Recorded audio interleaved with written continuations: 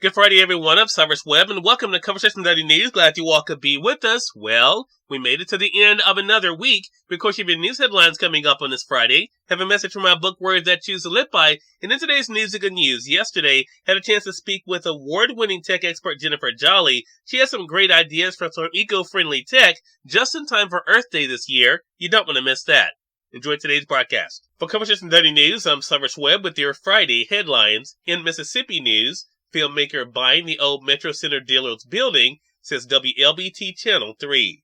A former South Jackson department store could be transformed into a hub for shooting television shows and training up-and-coming filmmakers. On Tuesday, the Jackson City Council approved selling the former Dillard's department store for approximately $360,000. According to city documents, the city began advertising the sale of the building last year. Just one bid was submitted, and that was from Curtis Nichols. The filmmaker, who is the founder of Sweet Unknown South, recently was involved in the creation of a new TV crime drama. He was shooting scenes for the show at Jackson Police Headquarters last fall. Our plan for the facility is to create a film studio, but not just a film studio, an actual learning center for young kids and adults to come and learn the craft of filmmaking, he said following the council vote. That way, we'll be able to accommodate more films here in Mississippi. Nichols told the council that he hopes to reach out to kids that are currently in school, as well as those that have dropped out of school, and believes that he'll be able to relate to them better because of his background. The filmmaker currently volunteers at Jim Hill High School, Powell Middle School, and Jackson State University, and mentors about 36 students. I believe that once the studio is up and going, there are a few celebrities that want to work with these students, he said. We're already partnered with IBM, and FCS Cybersecurity, and we're also going to have those classes there as well. Nichols says the Dillards will include a first-floor cafeteria kitchen, second-floor movie sets, and a third-floor area for editing, doing music, and the like. Outside, he said, in the parking lot, will likely be transformed into a working tourist attraction. In national news, O.J. Simpson, legendary football player and actor, dies at age 76. O.J. Simpson, the football star and Hollywood actor, acquitted of charges he killed his former wife and her friend in a trial that mesmerized the public and exposed divisions on race and policing in America, has died. The family announced on Simpson's official X account that he died Wednesday of prostate cancer. He died in Las Vegas, officials there said Thursday. Simpson earned fame, fortune, and adulation through football and show business, but his legacy was forever changed by the June 1994 knife slayings of his ex-wife Nicole Brown Simpson and her friend Ronald Goldman in Los Angeles. He was later found liable for the deaths in a separate civil case and then served 9 years in prison on unrelated charges. Live TV coverage of his arrest after a famous slow-speed chase marked a stunning fall from grace. He had seemed to transcend racial barriers as the Star Trojans tailback for college football's powerful University of Southern California in the late 1960s as a rental car ad pitchman rushing through airports in the late 1970s, and as the husband of a blonde and blue-eyed high school homecoming queen in the 1980s. I'm not black, I'm OJ, he liked to tell friends.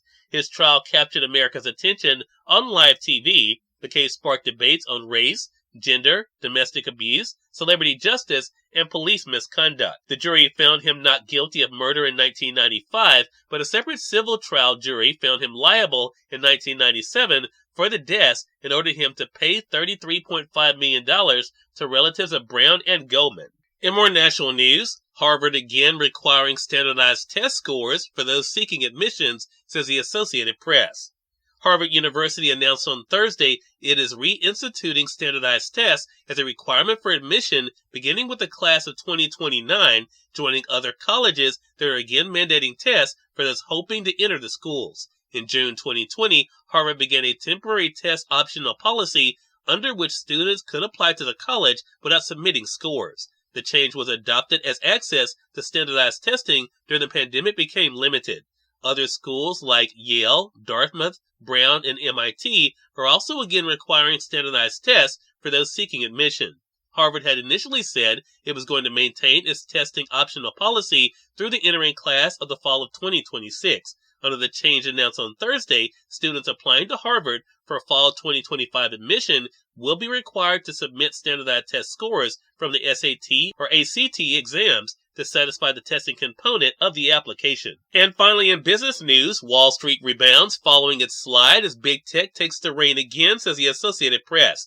Jumps for big tech on Thursday have U.S. stock indexes claw back much of their slide from the day before. The S&P 500 rose 38 points, or 0.7%, to 5,199 and recovered most of its prior loss caused by worries that interest rates may stay high for a while. The Nasdaq Composite charged up 272 points, or 1.7%, to a record 16,442. The Dow Jones Industrial Average, which had less emphasis on tech, was the laggard. It slipped by 2.43 points, or less than 0.1%, to 38,459. Cyrus Webb, Conversations Daily News. It's some time for a message from my book, Word That Choose to Live By. Enjoy. Get ready, everyone. I'm Cyrus Webb, and welcome to Words I Choose to Live By.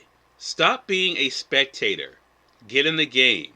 You have been blessed with something special. It's time to show the world what you're made of. So let's get to it. Have an amazing Friday and enjoy your weekend. We are part of my conversation coming up with tech expert Jennifer Jolly in today's News You Can Use. Stay with us. You're listening to Conversation Daily News. For Conversation Daily News, I'm Cyrus Webb with your News You Can Use. Tech expert Jennifer Jolly rejoined me on Conversations Live, the radio show, to share some great themes that you all should know about just in time for Earth Day this year. It's a bit of our conversation. Jennifer, always a pleasure to speak with you. Thanks again for the time. Oh my gosh, it's always great to be here. Thank you. Well, this is a great topic. I think all of us like to know that we can contribute something to the planet, Jennifer. So what's the first thing on your list for Earth Day this year? Well, I like to start with HP Envy, the HP Envy X360 2-in-1 laptop. I love this device because it is made with recycled materials. It's a laptop and a tablet. It features sustainable tech like recycled aluminum and ocean-bound plastics, but it also has recycled materials in its keyboard, its cover, its base, its hinge, its caps, its speakers.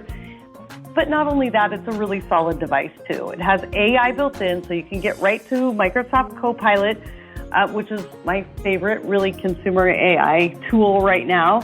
You can do that with the touch of a key. It has amazing all-day battery life and a vibrant touchscreen, and it's part of an entire PC portfolio that HP has that's really built with the environment in mind. Love that. You mentioned, of course, recycling. A lot of us, myself included, we're always looking for ways to be able to do better in that area. How can we step up our recycling game this year, Jennifer? Well, along those same lines, the HP DeskJet 2800E is also made out of 60% recycled plastic. You can pair it with their instant ink and paper add-on subscription for even less waste.